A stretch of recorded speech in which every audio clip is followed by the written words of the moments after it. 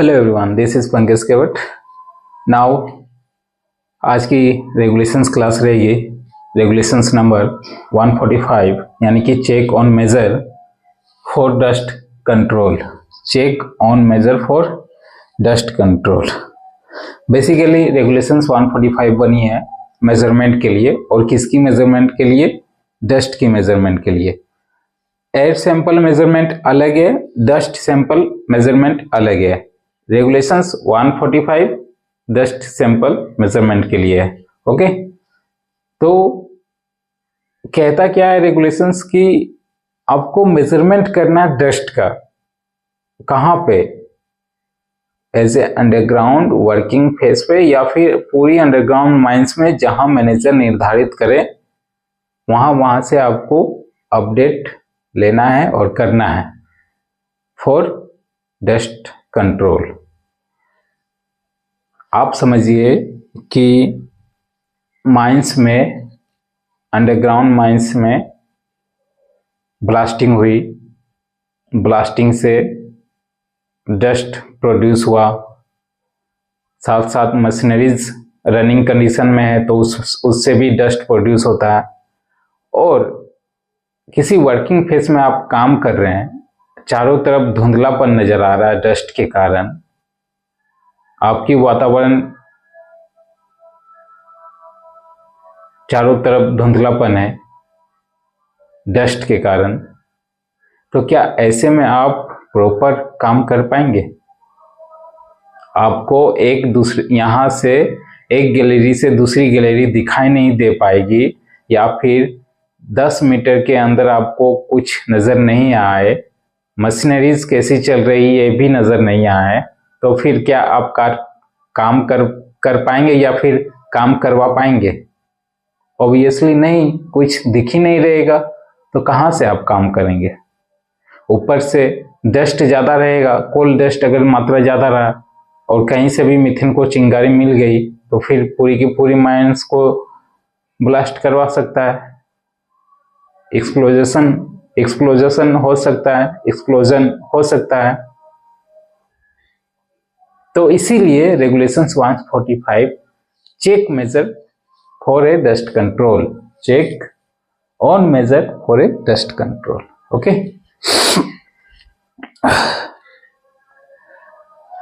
Mines में dust है तो डस्ट से प्रिकॉशंस आप कैसे लेंगे और किस किस तरह का उपाय से आप ले सकते हैं? एक क्वेश्चन आपसे इंटरव्यू में या फिर सिंपली कोई टीचर या मॉक टेस्ट में या वाइवा में आपसे पूछा जाए कि माइंस को डस्ट फ्री बनाना है या फिर अंडरग्राउंड माइंस को डस्ट फ्री बनाना है, तो आप कैसे डस्ट फ्री बनाएंगे या फिर ऐसे साफ सुथरा माइंस को कैसे आप रखेंगे? तो आपके पास क्या आंसर होना चाहिए? ऑब्वियसली आपके घर में अगर डस्ट बनता है तो आप क्या करते हैं? झाड़ू लगाते हैं ना जी, झाड़ू। डस्ट बनता है, धूल जमती है तो आप क्या करते हैं? साफ करते हैं। और साफ कैसे करते हैं? पानी से। भाई लाइजोल भी अगर यूज कर रहे हो ना तो पानी में ही लाइजोल डाल के साफ करते हैं, ऐसी नहीं कि 10 लीटर का लाइजोल ले लिया और साफ कर रहे हैं। तो मुख्य रूप से यहाँ क्या आपका वर्किंग हो जाता है, किसके आधारित पे आप माइंस को साफ कर रहे हैं? सिंपल, वाटरिंग कर दो भाई, पाइपलाइन बिछा के आप वाटरिंग कर दो।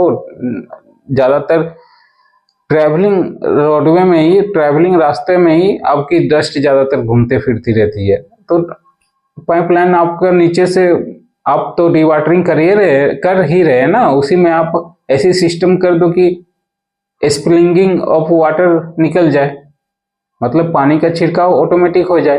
तो कहने का मतलब है कि पानी ही आपके पास पहला प्रायोरिटी हो गया कि डस्ट से साफ करना है माइंस को, तो पानी पूरी की पूरी पानी छिड़काव करो, ठीक है।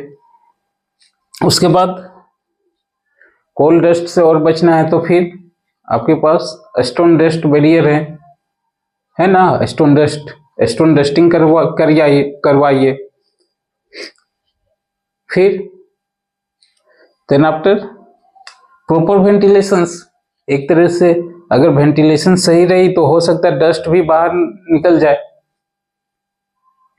3 आंसर हुआ। और अगर और बढ़िया तरीके से आंसर और क्या दे सकते हैं आप, और क्या दे सकते हैं?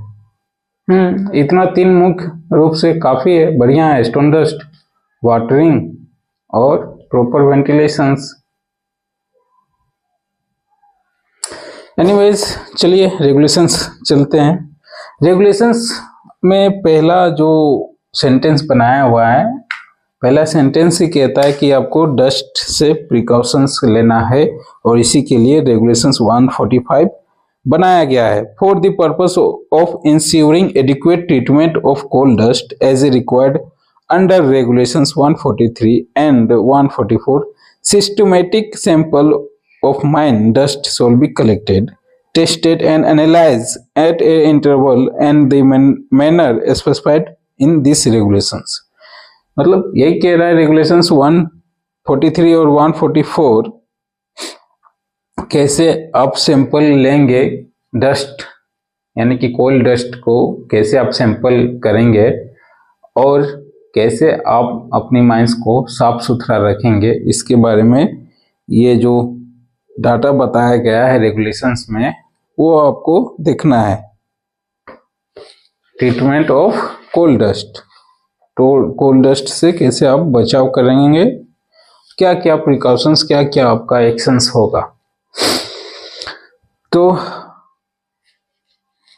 पहला पॉइंट यानी कि सेकेंड पॉइंट कहता है कि वर्किंग फेस, अगर ये आपका वर्किंग फेस है,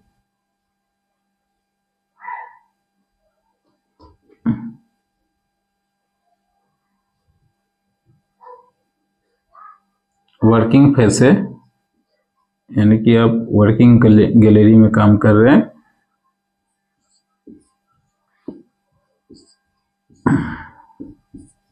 इस गैलरी में, तो इस गैलरी से रिटर्निंग एयरवे, अगर हवा आपका दिस वन से आ रहा है और ऐसे होके ऐसे रिटर्निंग हवा जा रही है, तो returning airway of this gallery, this working phase almost 200 meter return airway के 200 मीटर के इंटायर पे आपको साफ सुथरा और डस्ट सैंपल और डस्ट ट्रीटमेंट करना है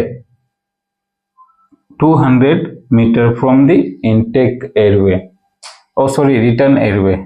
ओके, अब 200 मीटर तक अगर आप देख रहे हो तो बहुत बड़ा एरिया आ सकता है, यानी कि सपोज दैट 200 मीटर एक अच्छी लेंथ होती है, बहुत बड़ा एरिया आ सकता है। तो उसमें से आप अगर डस्ट सैंपलिंग करना चाहेंगे, पूरी यहाँ इतनी तक एरिया है और आप डस्ट सैंपलिंग करना चाहेंगे, ट्रीटमेंट करना चाहेंगे, तो यहाँ का रीडिंग कुछ और होगा, यहाँ का रीडिंग कुछ और होगा, यहाँ का रीडिंग कुछ और होगा।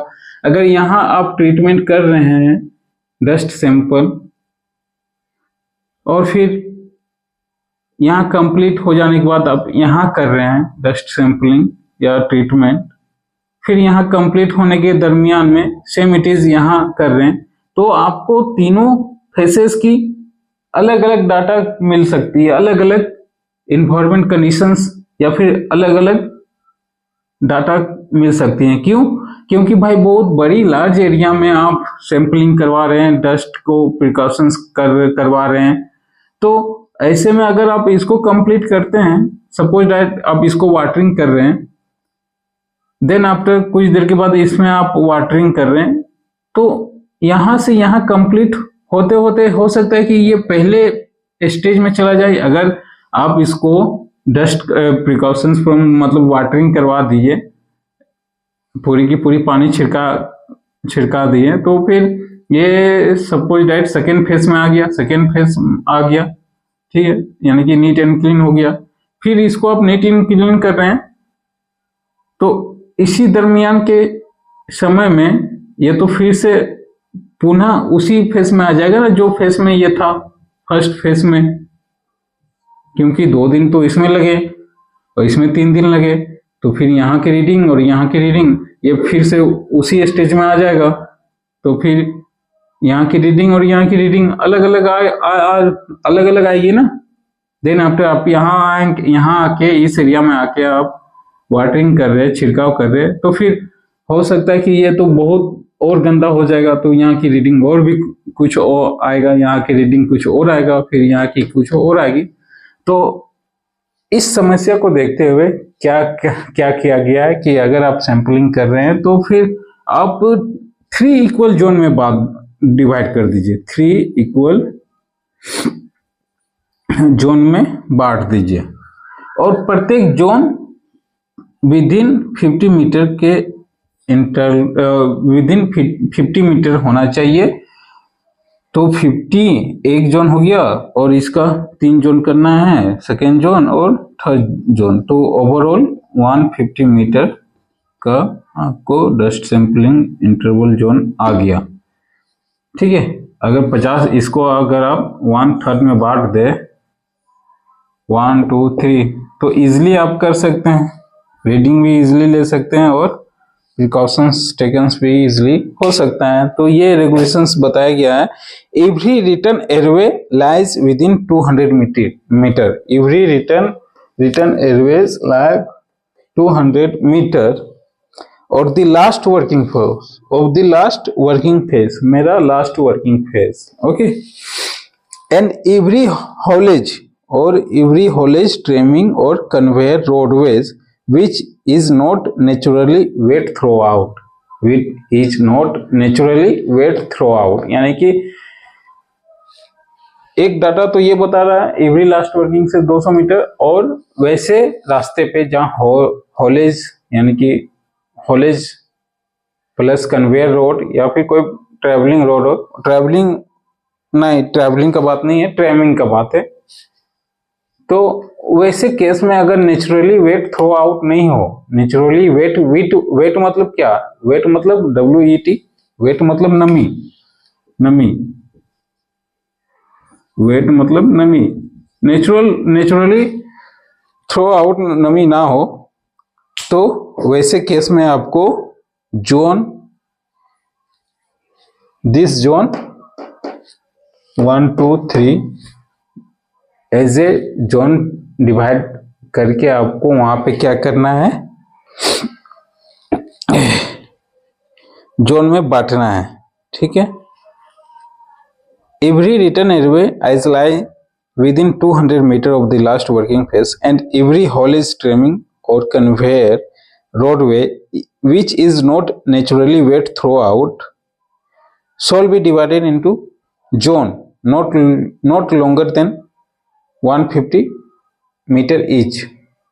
वैसे केस में आपको जोन में डिवाइडेड करना है, और किसी भी जोन को 150 मीटर से ज्यादा नहीं होना चाहिए। ठीक है, उसके बाद बताता है जोन में, जो आप तो जोन में डिवाइड कर देंगे, लेकिन किस लिए डिवाइड करेंगे, क्या कारण है डिवाइड करने का, तो वही कारण नेक्स्ट पॉइंट में, provided that where a mine some part are being treated with water and otherwise incombustible dust, the zone shall be formed that in each zone only one system of treating coal dust is been followed.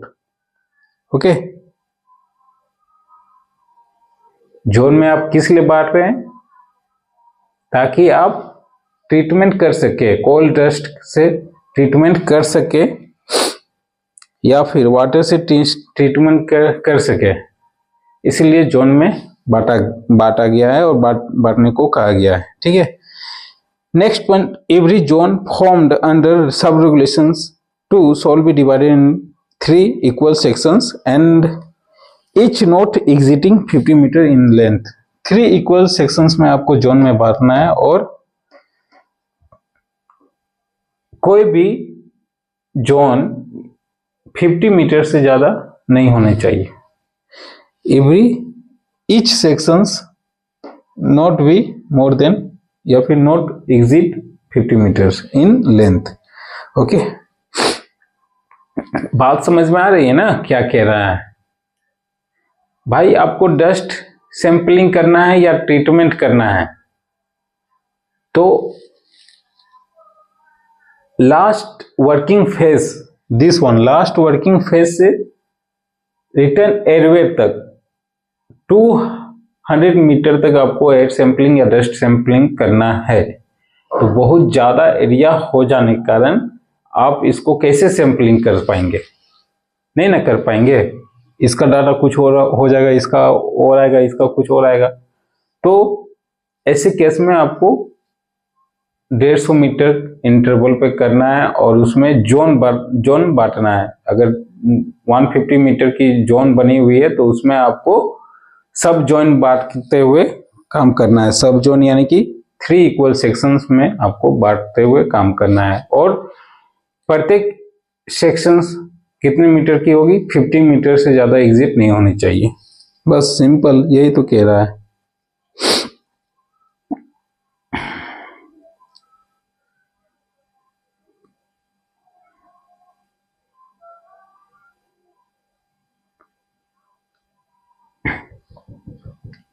Now next point, every zone formed under sub-regulations 2 shall be given a district number and every sections formed under sub-regulation 3 the code letter ABC on in systematic manner।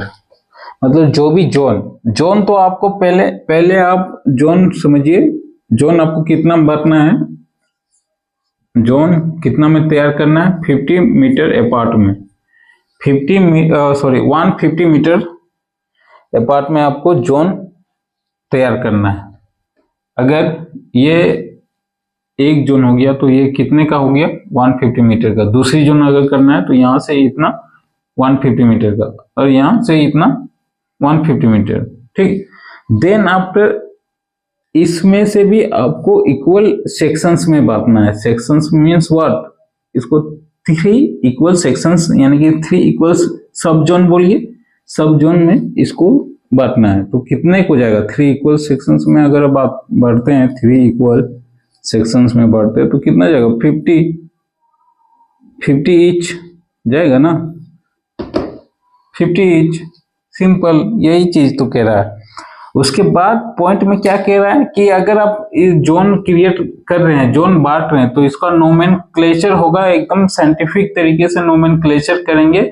उसके बावजूद भी अगर equal सब sections में इसमें बांटते हैं तो इसका भी नोमेनक्लेचर करेंगे और मेंटेन करेंगे बोर्ड ABC करके आपको जोन बांटना है और मेंटेन करना है। कहाँ गया?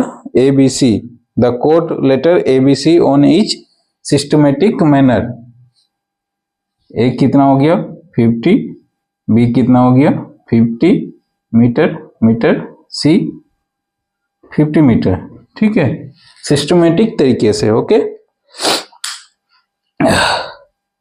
उसके बाद 5th पॉइंट कहता है कि जितने भी जोन्स या फिर सेक्शंस या फिर नंबर या कोड जो भी आप यूज कर रहे हैं, plan prepared on a scale having representative factors कितनी होनी चाहिए? आप जो नंबरिंग कर रहे हैं, कलर कर रहे हैं या फिर जोन डिवाइड कर रहे हैं, तो मैप में आप दर्शाएंगे ना सर।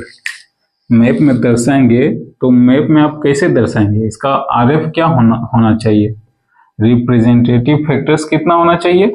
मैंने ऑलरेडी पहले बताया था कि डस्ट प्लान हमेशा 2000:1 में बनता है। तो ये आपका रिप्रेजेंटेटिव फैक्टर्स क्या होगा? सैंपलिंग प्लान का 2000:1, डस्ट प्लान भी 2000:1 और सैंपलिंग प्लान भी 2000:1। ओके। सेकंड नंबर का क्वेश्चन ये बन सकता है 2000:1। Okay, remember it.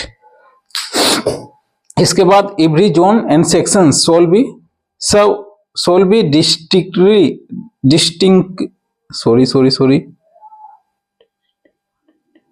डिस्टिंक्टेड। क्या लिखा हुआ है? Every zone and section shall be also be distinctly demarcated in the working below ground means suitable notice board। अच्छा हाँ, by other mean of मतलब जितने भी जोन्स आप बांट रहे हैं तो उसमें आपको प्रॉपर डिस्ट्रिक्ट वाइज बनाते हुए आपको एक नोटिस बोर्ड बनाना है। अगर ये पहला डिस्ट्रिक्ट में आता है, डिस्ट्रिक्ट 1 में आता है, तो बाहर आपको इसको नोटिस बोर्ड बनाना होगा और नोटिस बोर्ड आपको अपडेट करना होगा। सैंपलिंग कब लिया गया है, कब डस्ट सैंपलिंग कर रहे हैं या फिर जो भी है, ठीक है।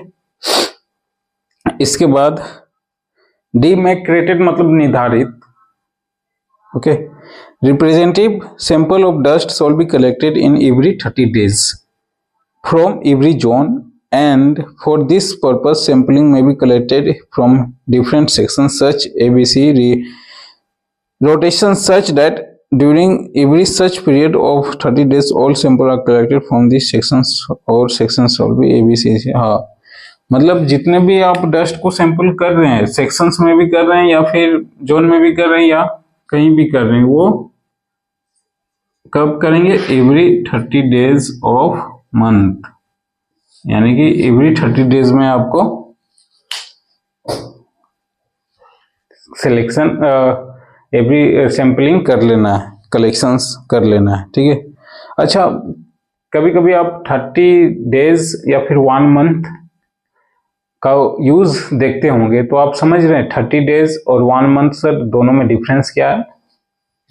किसी किसी केस में आप 30 days या फिर एंड 1 month, दोनों में डिफरेंस क्या है बताइए। दोनों में डिफरेंस ये है कि 30 days कहने का मतलब ये पर्टिकुलर 30 दिन ही, 30 days ही, और 1 month कहने का मतलब मंथ तो 28 दिन का भी होता है, 30 दिन का भी होता है, 31 दिन का भी होता है, समझे। इसलिए प्रॉपर 30 days कहीं कहीं लिखा जाता है, किसी किसी जगह में मंथ लिखा जाता है।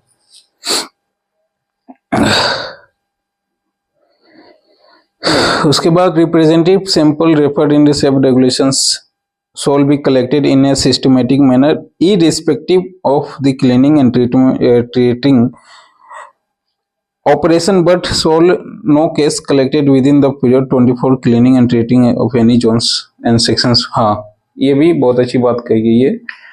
देखिए पॉइंट 8, यानी कि अगर ये जोन आप साफ कर दिए, या तो पानी से कर दिए या स्टोन डस्ट से कर दिए, और ये भी साफ कर दिए, ये भी साफ कर दिया, तो यहाँ आपको डस्ट सैंपल नहीं करना है। डस्ट सैंपल तुरंत नहीं करना है भाई। डस्ट सैंपल हम लोग क्यों करते हैं? माइंस की जो वातावरण है वो जानने के लिए कि भाई कितना डस्ट है और क्या मात्रा में डस्ट है और इससे प्रिकॉशंस क्या क्या लेंगे, ठीक ना। लेकिन आप यहाँ ऑलरेडी ट्रीटमेंट कर चुके हैं, डस्ट ट्रीटमेंट कर चुके हैं, साफ सुथरा रख चुके हैं इसको। तो अगर आप यहाँ रीडिंग लेने के लिए आ रहे हैं, सैंपल कलेक्शन करके जाएंगे, लैब में टेस्ट करेंगे, तो ये यहाँ आपको डस्ट मिलेगा? डस्ट का जो डाटा है वो मिलेगा नहीं ना। तो पॉइंट 8 कहता है कि भाई हमें वैसे कंडीशंस में या वैसे केस में सैंपलिंग उठाना नहीं है जहां तुरंत ट्रीटमेंट किया गया हो, डस्ट ट्रीटमेंट किया गया हो। तो कब तक अब उस प्लेस से या उस जगह से डस्ट सैंपल उठाएंगे? जब तक कि 24 घंटा बीत ना जाए, 24 आवर बीत ना जाए, तब तक आपको यहां से कलेक्शंस नहीं करना है। या फिर आप करना चाहते हैं तो डस्ट ट्रीटमेंट होने से पहले आप सैंपल लेके अपनी ड्यूटी को पूरा कीजिए, ठीक ना। तो ये समथिंग रेगुलेशंस 8 पॉइंट कहा गया है। इसके बाद if representative sample of A mine dust from any particular zone साउ डाइट प्रोविजंस ऑफ सब regulations 3 regulations 144 have been be complied with, immediate steps will be taken clean and treat with zone as a comply with the provision said regulations। मतलब 144 का point 3, 140 point का 4, 144 का point 3, अच्छा मतलब इनकम्बस्टिबल material बोला volatile matter में 30% अधिक हो तो स्टोन डस्ट कितना करते हैं 85%, और 30% से कम हो तो 75%, ठीक ना। तो कहता है रेगुलेशंस 144 का 3 सब पॉइंट 144 का 3 का कंडीशंस अगर आता है तो आपको इमीडिएटली क्या करना है, immediately step shall be taken to clean and treatment. वैसे केस अगर आती है आपके पास रेगुलेशंस 144 का पॉइंट 3 तो इमीडिएटली आपको ट्रीटमेंट करना है कोल्ड डस्ट के लिए, ओके। और इमीडिएटली स्टेप क्या क्या आप स्टेप लेंगे साफ सुथरा करने के लिए वो भी देखना है। Now next point is in every travelling roadway and every airway other than those specified in sub-regulation 2, sample shall be taken in a systematic manner and such interval not exceed 3 months to maintain proper check efficiency of treatment thereof terms in sub-regulation 5। मतलब every traveling roadways or every airways, travelling roadways, भाई सर्दी क्या हुआ, सर्दी जुकाम मन भी नहीं है। जहां एयरवेज और ट्रैवलिंग रोडवे है वहां पे आपको प्रत्येक 3 महीने में डस्ट सैंपलिंग कर लेना है और वो सिस्टमेटिक तरीके से सैंपलिंग करना है, okay. Not exceed 3 month, not exceed 3 months dust sampling कर लेना है। कहाँ कहाँ, every travelling roadways and airways, not exceed 3 month, okay. 11 point कहता है sample of dust shall be collected from roof sides and floor.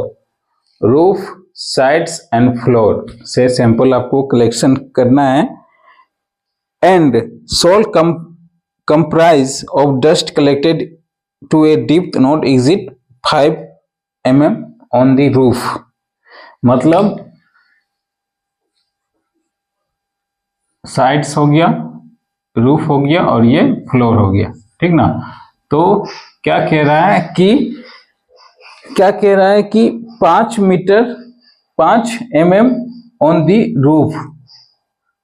अगर ये रूफ है तो आपको डस्ट सैंपल जो कलेक्ट करना है वो 5 mm यहां से यहां 5 mm सटा के करना है, 5 mm, ठीक है। और साइड से आपको कितने तक ले जाना है, and top to a depth not exceed 10 mm। Shall comprise of a dust collected depth not exceed 5 mm on the roof and sides। अच्छा हाँ, रूफ ये और यहाँ साइड से आपको 5 mm तक सटा के, मतलब 5 mm तक डीपली, ज्यादा से ज्यादा सटा के भी नहीं आपको। यहाँ अगर सटा के पूरा यहाँ आप कलेक्ट कर रहे हैं तो हो सकता है पूरी की पूरी यहाँ धूल जमी हो, पूरी की पूरी धूल आपकी बैग में आ जाए, तो वैसे भी नहीं, 5 mm का गैप रखें और डाटा और कलेक्शन कीजिए, ठीक है। उसके बाद फ्लोर से कितना mm तक, फ्लोर से 10 mm तक, 10 mm तक छोड़ के आपको डाटा कलेक्शन करना। अगर यहाँ बहुत सारा, अगर ये फ्लोर से आप यहाँ सटा के आप कलेक्शंस कर रहे हैं तो हो सकता है यहाँ बहुत सारा कोल्ड डस्ट जमा हो तो सारे के सारे बैग में आ जाएंगे ना, तो इसलिए थोड़ा सा 10 mm छोड़ के ऐसे करके आपको कलेक्शन करना है। Then after where a zone is treated with incombustible dust, the sample shall be collected by a method of strip sampling. The strip being be near possible equal wide, not less than 10 centimeter at uniform interval, not exceed 5 metre. मतलब जहां इनकम्बस्टिबल dust यानी कि stone dust, इनकम्बस्टिबल dust यानी कि stone dust, जहां stone dust से किसी place में ट्रीटमेंट किया गया हो, तो वैसे केस में आपको स्पॉट सैंपलिंग करना है। वैसे केस में आपको स्ट्रिप सैंपलिंग करना है। वैसे केस में आपको स्ट्रिप सैंपलिंग करना है, ठीक है। और कितना मीटर तक करना है? 5 मीटर तक करना है। 5 मीटर तक करना है, प्लस 5 मीटर तक करना है, और पॉसिबल है तो equal wide of not less than 10 centimetre in a uniform interval. अगर पॉसिबल हो पा रहा है तो 10 सेंटीमीटर के इंटरवल में आपको डस्ट सैंपलिंग करना है। कहाँ पे? वैसे जगहों पे जहाँ पे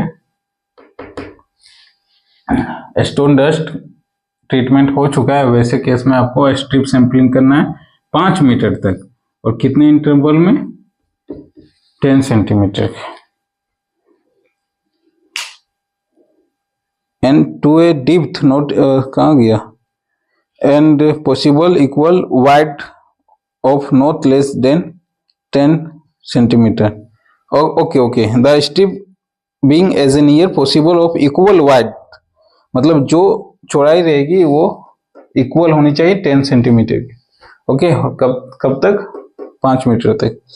then after not exceeding 5 metre, then after where a zone is treated with water, the sample shall be collected by a method of spot sampling। और जहां पानी से ट्रीटमेंट हो रहा है और जहां वाटर ट्रीटमेंट हो रहा है पानी से, वहां पे स्पॉट सैंपलिंग करना है।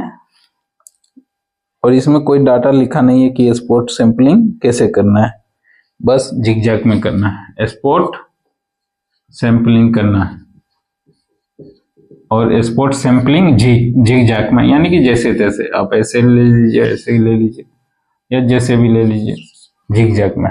ओके, जहां पानी से ट्रीटमेंट है वहां जिगजैग में आप स्पॉट सैंपलिंग करेंगे, और जहां इनकम्बस्टिबल मटेरियल से डस्ट ट्रीटमेंट हो रहा है तो वहां आपको स्ट्रिप सैंपलिंग।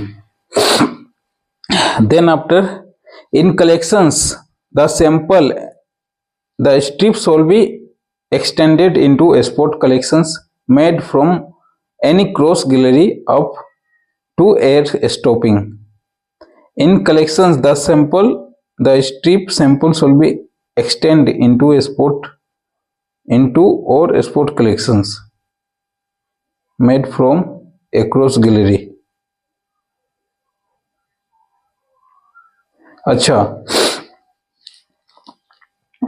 आपको स्पॉट कलेक्शंस भी करना है। कहाँ पे? Across the gallery up to the air stopping, जहां हवा स्टॉपिंग लगी हुई है वहां पे आपको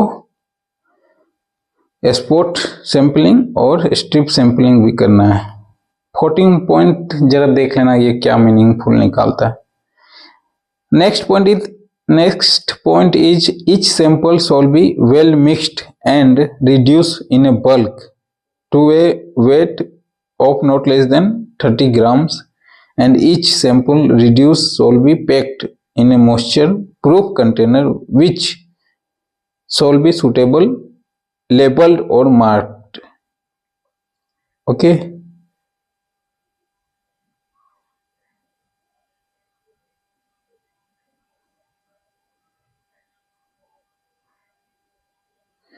कहता है जो हम लोग डस्ट सैंपलिंग करते हैं ना, कैरी करते हैं ना, वो 30 ग्राम से ज्यादा नहीं होने चाहिए। नॉट लेस देन 30 ग्राम से कम नहीं होने चाहिए वेट में।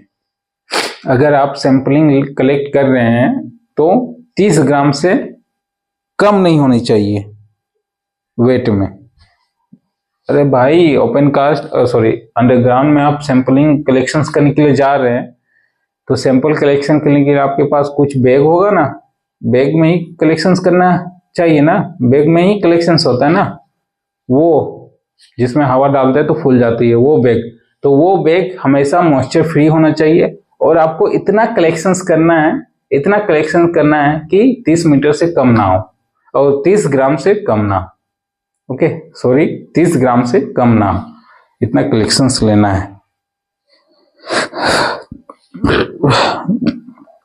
Then after the sampling operation shall be carried out under the supervisions of a competent persons holding a manager or overman certificate or degree or diploma in mining engineering from university institution।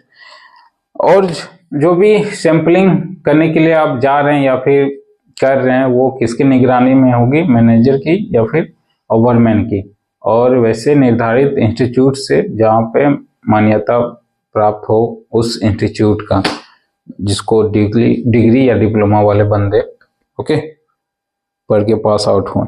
With in 7 days of taking each sample it shawl be sent analysis and such result such analysis immediately received shawl be recorded in bond page book. और जो आप dust sample लेके उठे हैं, collections करके उठे हैं, with in 7 day के अंदर आपको रिपोर्ट लेते आना है या फिर करवा लेना है any how. With in 7 days के अंदर आपको डाटा कलेक्शंस कर लेना है और अपने रजिस्टर्ड या फिर बॉन्ड पेज बुक में मेंटेन करना है विथ साइन, काउंटर साइन किनका रहेगा, मैनेजर सर का, और डेट भी okay.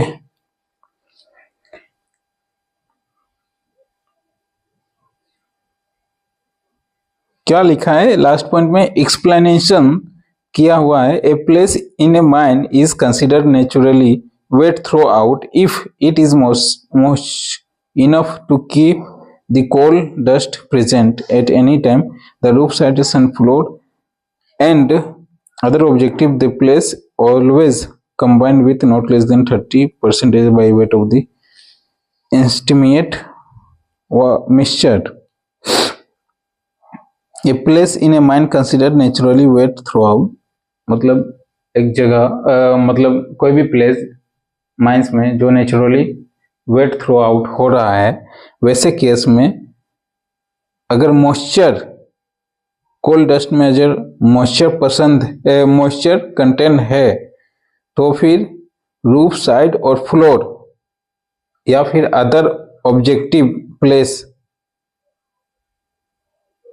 always combined with not less than 30% by weight of water in mixture। मतलब इस पॉइंट का कहने का मतलब हो कह रहा है कि अगर नेचुरली वेट थ्रो आउट हो रहा है तो वैसे केस में साइड फ्लोर और किसी भी प्लेस में not less then 30% of water weight of water in intimate mixture, मतलब वैसे केस में आपको 30% ऑफ वेट छोड़ना है, किसका, वाटर का। मतलब कहने का मतलब है, आई थिंक ये कह रहा है ना कि अगर यहाँ पे डस्ट समथिंग है या फिर मॉइस्चर या जो भी है, इसमें आपको डस्ट का जो वेट है उस वेट का 30% ऑफ पानी आपको यहाँ छिड़काव करना है। समथिंग है ऐसा एक्सप्लेनेशन, समथिंग शायद है, इसको अच्छे से हमको और भी देखना होगा। और ऑलमोस्ट रेगुलेशंस कंप्लीट हो गई। 146 स्टोन डस्ट बैरियर के बारे में हम लोग देखेंगे और आई थिंक कि लेक्चर्स आपको समझ में आया होगा, और इन द केस समझ में नहीं आया तो फिर से आप मेरे को बताना, कमेंट करना, मैं अच्छे से नेक्स्ट टाइम और भी इससे अच्छे से एक्सप्लेनेशंस करके बनाऊंगा या फिर एक्सप्लेनेशंस करूंगा।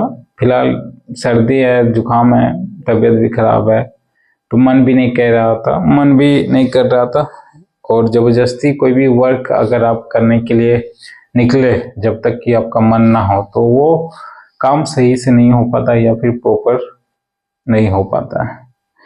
तो एनीवेज पढ़ना था रेगुलेशंस, मन को कंट्रोल में रखते हुए हमेशा रहना चाहिए, अदरवाइज मन तो बहुत कुछ करता है।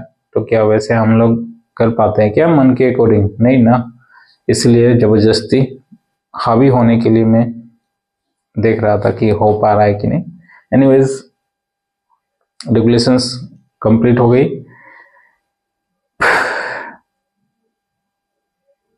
कुछ बातें रखनी चाहिए क्या? नथिंग भाई, तुम्हारी मर्जी है, तुम पढ़ो या ना पढ़ो, मुझसे क्या। आप वीडियो देखो या ना देखो, मुझसे क्या। हमारी जो प्रिपरेशन है एज ए रिवीजन हो रही है। अगर वीडियो आप देख रहे हैं, आपने भी रिवीजन कर रहे हैं तो बहुत अच्छी, और नहीं भी देख रहे हैं तो भी अच्छी। लेकिन आज के टाइम पे लोग पढ़ना नहीं चाहते हैं, रियलिटी है, आज के टाइम पे लोग पढ़ना नहीं चाहते हैं। यही अगर आधे घंटे की कोई एक गाना निकल जाए या फिल्म शूटिंग या कोई वीडियो निकल जाए तो काफ़ी इंटरेस्टिंग और काफ़ी व्यू, काफ़ी लोग उसको देखेंगे। लेकिन कुछ जानकारी वाली बात या फिर ऐसा कुछ सब्जेक्ट या टॉपिक आप पढ़ा दो तो किसी की भी इंटरेस्ट नहीं आती है। तो आप समझिए, अपनी करियर के प्रति निष्ठावान रहिए, पढ़ाई कीजिए और मंजिल को हासिल कीजिए। Thank you.